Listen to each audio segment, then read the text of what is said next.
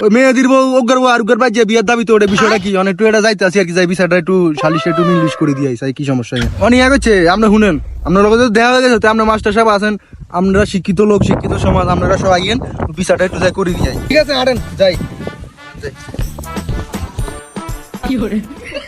আপনারা সবাই আছেন আমাদের সাথে আমি আছি ঘন্টা টিভি থেকে আনবির হাসান আমরা আসছি এখানে প্রবাসীর স্ত্রী বিয়ের দাবিতে জাহিদের বাড়িতে অনশন করছি তো আমরা এখন সরাসরি কথা বলবো প্রবাসীর স্ত্রীর সাথে চলেন আচ্ছা আপু আমরা কি জানতে পারি আপনার দাবিটা কি আর দাবি একটাই টিয়া হয়েছে সব খাইছে এই যে মনে করেন যে বাড়ি করছে সবটি আয় দিছি অনে আরে বিয়ে করতে হইব ঠিক আছে নি আমি নয়তো এর বাড়ির সামনে তো যাইতাম না ও বউ তুমি কি কও আমি এত বছর পর বিদেশে তাইছি এখন তুমি ওর বাড়িতে বিয়ের দাবিতে আইছো তুমি ওরে আমার টাকা পয়সা যা দিছো এখন তুমি আমার লগে চলো আমি সব ভুলে যাবো